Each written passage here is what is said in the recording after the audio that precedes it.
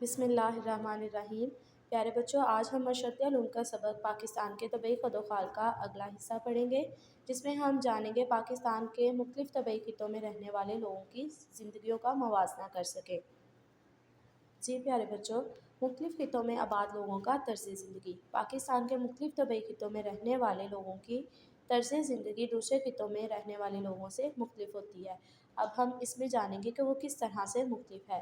سب سے پہلے دیکھیں پہاڑی خطے۔ پہاڑی علاقوں میں موسم سرما میں شدید سردی پڑتی ہے اور اکثر برف باری ہوتی ہے۔ یہی وجہ ہے کہ یہ علاقے ٹھنڈے ہوتے ہیں، تو میدانی علاقوں میں جب گرمی کا موسم ہوتا ہے تو لوگ ان علاقوں میں سیر و تفریح کے لیے بھی جاتے ہیں۔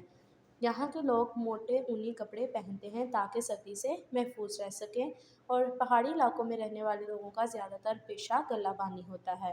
سطح مرتفع۔ پاکستان کی سطح مرتفع میں رہنے والے لوگوں کو گرمیوں میں شدید گرمی اور سردیوں میں شدید سردی کا سامنا کرنا پڑتا ہے، البتہ یہ علاقے معدنی وسائل سے مالا مال ہیں، اور یہاں پر رہنے والے لوگوں کا اہم پیشہ کان کنی ہے کہ وہ کانوں کو کھود کر ان سے معدنیات نکال کر جو ہے وہ اپنا روزگار کماتے ہیں۔ یہاں پر رہنے والے لوگ موسم کی شدت کے باعث سطح مرتفع کے لوگ ڈھیلے ڈالے سوتی لباس کا استعمال کرتے ہیں۔ میدانی علاقے۔ میدانی علاقوں میں رہنے والے زیادہ تر لوگوں کا پیشہ زراعت ہے۔ کیونکہ اس کی یہ وجہ ہے کہ یہاں پر جو ہے وہ زمین کاشتکاری کے حوالے سے بہت موزوں ہوتی ہے۔ پاکستان کے میدانی علاقے گنجان آباد ہیں، مطلب یہاں پر بہت زیادہ تعداد میں لوگ آباد ہیں۔ جی پیارے بچوں، صحرائی علاقے۔ پاکستان کے صحرائی علاقے انتہائی گرم ہیں۔ ریتلی علاقوں اور پانی کی کمی کی وجہ سے یہاں کاشتکاری نہیں ہو سکتی ہے۔ یہاں پر لوگ جو ہے وہ بھیڑ بکریاں پال کر گزر بسر کرتے ہیں۔ ساحلی علاقے جو کہ سمندر کے قریب پائے جاتے ہیں۔ پاکستان کا ساحلی علاقہ قریباً 1058 کلومیٹر پر مشتمل ہے۔ یہاں زیادہ تر لوگ تجارت اور صنعت کے پیشے سے وابستہ ہیں۔ ماہی گیری بھی یہاں کے لوگوں کا اہم پیشہ ہے کہ وہ سمندر کے قریب رہتے ہیں، وہاں سے وہ مچھلیاں پکڑ کر بھی اپنا روزگار کماتے ہیں۔ تو اس سارے سبق میں ہم نے کیا سیکھا کہ پاکستان کے طبعی خطوں میں پہاڑی سلسلے، سطح مرتفع، میدانی علاقے، صحرائی علاقے اور ساحلی علاقے شامل ہیں۔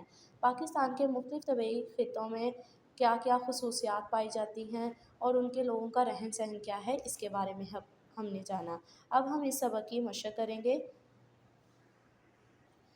جی پیارے بچوں، تو آپ نے اپنی کاپی کا صفحہ اس طرح سے ریڈی کرنا ہے۔ عنوان لکھیں گے پاکستان کے طبعی خد و خال۔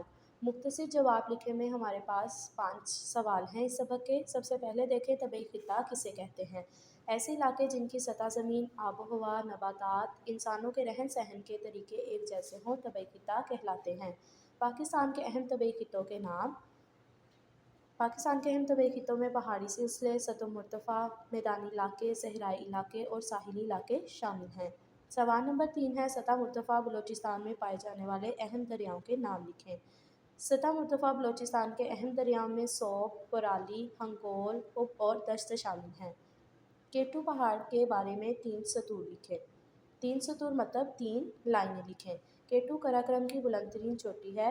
کیٹو کو گاڈون آؤسٹن بھی کہتے ہیں۔ اس کی اونچائی 8611 میٹر ہے۔ جی پیارے بچوں، تو ہمارا اگلا مختصر سوال ہے، گوادر کی بندرگاہ کی اہمیت کیا ہے؟ گوادر کی بندرگاہ مستقبل میں پاکستان کی معاشی سرگرمیوں کا اہم مرکز ہے۔ یہ بندرگاہ سی پیک کا اہم حصہ ہے۔ یہ چین اور پاکستان کے درمیان تجارت کو فروغ دینے کا ایک منصوبہ ہے۔ تو اسی طرح اب ہم اس کے تفصیلی سوال جواب لکھیں گے۔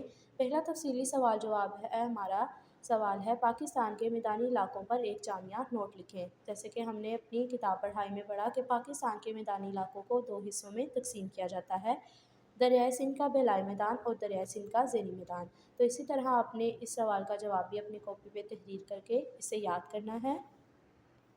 جی پیارے بچوں، تو ہمارا تفصیلی سوال نمبر 2 ہے، پہاڑی علاقوں میں رہنے والے لوگوں کی زندگیوں کا موازنہ صحرائی علاقوں میں رہنے والے لوگوں سے کریں۔ تو جب بھی ہم نے موازنہ لکھنا ہوتا ہے یا کسی بھی چیز کا کمپیریزن کرنا ہو تو ہم اوپر اس کا جو ہے وہ عنوان لکھتے ہیں۔ جیسے کہ ایک سائڈ پہ ہمارے پاس ہے پہاڑی علاقے، تو دوسری سائڈ پہ ہے صحرائی علاقے، تو اس طرح ہی آپ نے اس کا موازنہ کرنا ہے اور اسے لکھنا ہے۔ तीसरा सवाल है हमारा, सियाहत के हवाले से पाकिस्तान के मतनूع तबई खदोखाल की क्या अहमियत है, अपने अल्फाज में तहरीर करें। तो आपने इन तमाम सवालों के जवाब अच्छी तरह से अपनी कॉपी पे अच्छी राइटिंग में लिखने और याद करने हैं। जी प्यारे बच्चों, तो हमारे सवाल जवाब के बाद हमारे पास है अगला सवाल, दी हुई जगह में पाकिस्तान के पहाड़ी सिलसिलों, सतो मरतफ़ा, मैदानी इलाकों और सहराओं के नाम लिखें। तो आपने इसी तरह इनके नाम अच्छी तरह से लिख लेने हैं। उसके बाद हमारे पास सरगर्मी नंबर 4 है कि दिए हुए जदूल में पाकिस्तान से मुतल्लिक़ मालूमात फ़राहम करें।